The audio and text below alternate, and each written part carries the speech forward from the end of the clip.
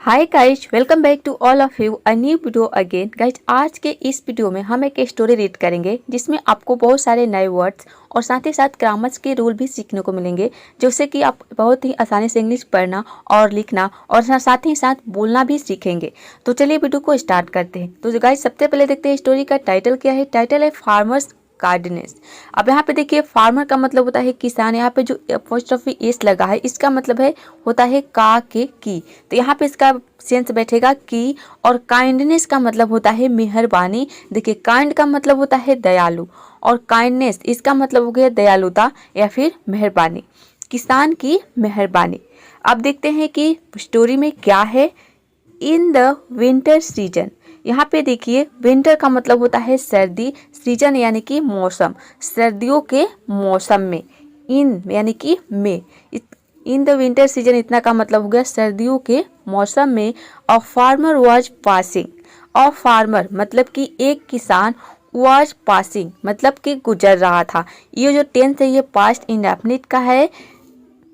Through his field यानी कि अपने फील्ड से। यहाँ पे थ्रू का मतलब है से, इन हिज फील्ड यानी कि फील्ड से, हिज मतलब अपने फील्ड से गुजर रहा था।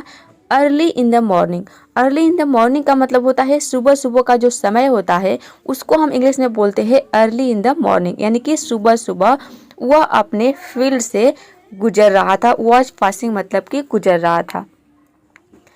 अब देखते हैं आगे है देन। देन का मतलब होता है फिर। He saw a snake which was lying on the ground due to cold. Then यानी कि फिर ही किसके लिए आया है? किसान के लिए आया है, यानी कि किसान जो है वह सौ मतलब कि देखा। यहाँ पे देखिए सी का मतलब होता है देखना, तो उसका यहाँ पे सेकेंड फॉर्म है सौ मतलब कि देखा। ये जो है पास्ट इंडेफिनिट है। और ये जो यहाँ पे वॉज पासिंग यानी कि ये हो गया पास्ट कंटिन्यूअस। ये पास्ट इंडेफिनिट नहीं है, ये है पास्ट कंटिन्यूअस। रहा था, रहे थी, रहते रहता है पास्ट कंटिन्यूअस टेंस में। तो देखिए ये जो है ये पास्ट इंडेफिनिट है। ही सॉ यानी कि उसने देखा अ स्नेक। स्नेक का मतलब होता है सांप। उसने एक सांप देखा। विच किसके लिए आया है? सांप के लिए आया है। यहाँ पे स्नेक इसके लिए विच आया है, इसका मतलब है कि जो। वॉज लाइंग यानी कि जो लेटा था। लाई का मतलब होता है लेटना। वॉज लाइंग मतलब कि लेटा था कहाँ पे? On the ground. ग्राउंड का मतलब है जमीन पर। ऑन द ग्राउंड यानी कि जमीन पर वह लेटा था। ड्यू टू कोल्ड यानी कि ठंड के कारण। यहाँ पे ड्यू टू का मतलब होता है के कारण, कोल्ड यानी कि ठंड, क्योंकि सर्दियों का मौसम था तो उस समय ठंड लगती है, तो ठंड के कारण जो सांप था वह जमीन पर लेटा हुआ था। The farmer new. नो का मतलब होता है जानना, KNOW होता है, तो यहाँ पे उसका सेकेंड फॉर्म है न्यू यानी कि वह जानता था। ये हो गया पास्ट इंडेफिनिट टेंस। क्या जानता था? हाउ डेंजरस यानी कि कितना खतरनाक। द स्नेक्स वर यानी कि सांप कितना खतरनाक होते हैं, वो जो किसान था उसको पता था। येट का मतलब होता है फिर भी। ही पिक्ड यानी कि फिर भी उसने उठाया, यानी कि उस सांप को उसने उठा लिया। पिक का मतलब होता है उठाना, तो यहाँ पे उसका सेकेंड फॉर्म है पिक्ड यानी कि उसने उठा लिया। ये भी जो टेंस है ये पास्ट इंडेफिनिट का है। स्टोरी में आप ज़्यादातर देखेंगे कि पास्ट इंडेफिनिट का ही टेंस रहता है। चलिए, तो यहाँ तक तो आपने समझ लिया कि सर्दियों का मौसम था, यानी कि सर्दियों के मौसम में एक किसान अपने खेत से, फील्ड का मतलब होता है खेत से गुजर रहा था सुबह सुबह। फिर उसने एक सांप को देखा और वो सांप जमीन पर लेटा हुआ था। क्यों? ठंड के कारण। तो किसान जो था उसको पता था कि सांप कितना डेंजरस होता है, फिर भी उसने सांप को उठा लिया। चलिए अब आगे देखते हैं। आगे है ही पिक्ड इट अप। यहाँ पे देखिए पिक अप इसका मतलब होता है कोई चीज आप नीचे से कोई चीज उठा लेते हैं जमीन पर से, तो उसको हम बोलते हैं पिकअप। तो यहाँ पे देखिए उसका पिक्ड अप यानी कि थर्ड फॉर्म दिया है इट किसके लिए आया है? यहाँ पे सांप के लिए आया है कि ही पिक्ड इट अप यानी कि उसने इसे उठा लिया। किसको? सांप को उठा लिया। फ्रॉम द ग्राउंड जमीन पर से। एंड और पुट इट बैक, और पुट इट यानी कि इसे रख लिया। पुट का मतलब होता है रखना। बैक इन हिज शर्ट यानी कि अपने शर्ट में, पीछे अपने शर्ट में उसने उस सांप को रख लिया। टू गिव टू गिव का यहाँ पे मतलब है देने के लिए। यहाँ पे टू का मतलब है के लिए, गिव का मतलब होता है देना। देने के लिए ईट यानी कि इसे, सांप को ईट आया है सांप के लिए। लाइफ यानी कि जीवन। एंड और वार्मथ यानी कि गर्माहट। उसने सांप को जीवन और गर्माहट देने के लिए उसने अपने शर्ट में उस सांप को उठा लिया। किसने? किसान ने। द स्नेक सून यानी कि जो सांप था वह बहुत जल्दी रिगेन देखिए, गेन का मतलब होता है प्राप्त करना, रीगेन यानी कि फिर से उसने प्राप्त कर लिया कंसियसनेस का मतलब होता है चेतना, यानी कि वह होश में आ गया, चेतना में आ गया, वो फिर से अपने चेतना को प्राप्त कर लिया, फिर से होश में आ गया। ड्यू टू हीट, किसके कारण? गर्मी के कारण। हीट का मतलब होता है गर्मी, गर्माहट के कारण वह फिर से होश में आ गया। ऑफ द क्लोथ यानी कि कपड़े की हीट के वजह से उसने जो सांप था वह फिर से चेतना में आ गया, होश में आ गया। आफ्टर रिगेनिंग यानी कि चेतना में आने के बाद कंसियसनेस, आफ्टर रिगेनिंग कंसियसनेस, इसका मतलब है कि चेतना में आने के बाद, कंसियसनेस का मतलब है चेतना, रिगेन यानी कि आने के बाद। The snake had enough, the snake had मतलब कि स्नेक के पास था, एनफ का मतलब होता है काफ़ी, उसके पास काफ़ी था। क्या था अब आगे पता चलेगा। अब देखिए यहाँ पर जो हैड का यूज करते हैं, कोई भी चीज़ आपके पास था, जैसे कि मेरे पास एक साइकिल था तो आप बोलोगे I had a bicycle.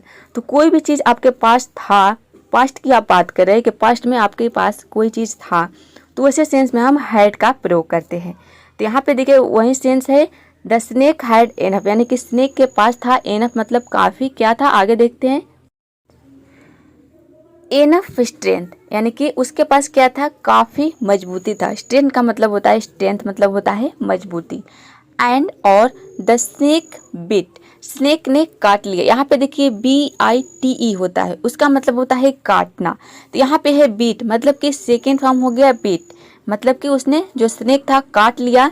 The man यानी कि आदमी को, जो किसान था उसको स्नेक ने काट लिया। Who was very kind of him, जो कि उसके लिए बहुत ही क्या था? दयालु था। हु यानी कि जो किसके लिए आया? हु द मैन के लिए आया है। हु वॉज वेरी काइंड यानी कि दयालु था, टू हिम यानी कि उसके लिए, सांप के लिए वो क्या था? बहुत दयालु था, तभी तो उसने सांप को जमीन पर से उठा लिया उसको बचाने के लिए। एंड और सेव्ड हिज, और उसे बचा लिया, हिज लाइफ यानी कि उसके जीवन को बचा लिया। Snake bite was very fatal यानी कि जो स्नेक था उसने काटा। वॉज वेरी फैटल मतलब कि जो स्नेक की जो बाइट यानी कि जो काटा उसने, वह बहुत ही घातक था। फैटल का मतलब होता है घातक, वो बहुत ही घातक तरीके से उस किसान को उसने काटा था।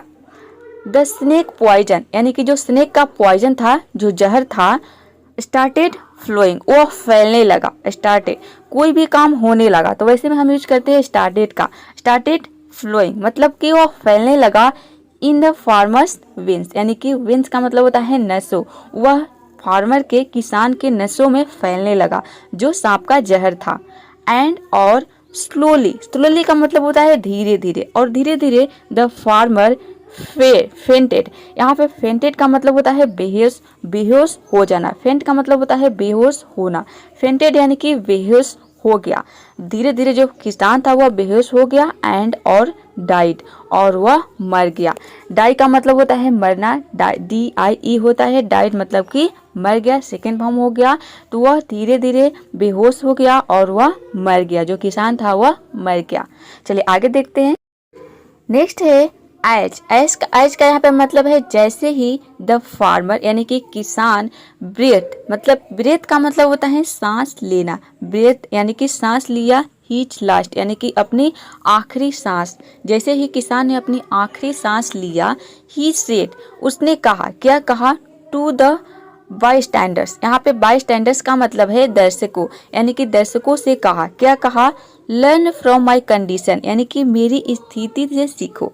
लर्न का मतलब होता है सीखना, फ्रॉम यानी कि से, माई कंडीशन यानी कि मेरी स्थिति। कंडीशन का मतलब होता है स्थिति, मेरी स्थिति से सीखो। क्या सीखो? नेवर यानी कि कभी नहीं, टू पिटी मतलब कि कभी नहीं दया करना चाहिए। अ स्काउंड्रल, स्काउंड्रल का मतलब होता है दुष्ट, यानी कि दुष्ट पर, जो दुष्ट होते हैं, दुष्ट लोग जो होते हैं, या फिर कोई जानवर हो या फिर आदमी हो, उस पर कभी भी दया नहीं करना चाहिए, नहीं तो वो खुद पे भारी पड़ सकता है। तो गाइस ये स्टोरी आपको कैसी लगी कमेंट बॉक्स में ज़रूर बताइएगा, और कोई भी वर्ड इसमें आपको समझ में नहीं आया हो या फिर कोई भी ग्रामर्स रूल नहीं समझ में आया हो तो आप कमेंट बॉक्स में पूछ सकते हैं। तो गाइस यदि आपको इसी तरह की और स्टोरी चाहिए तो कमेंट कर सकते हैं।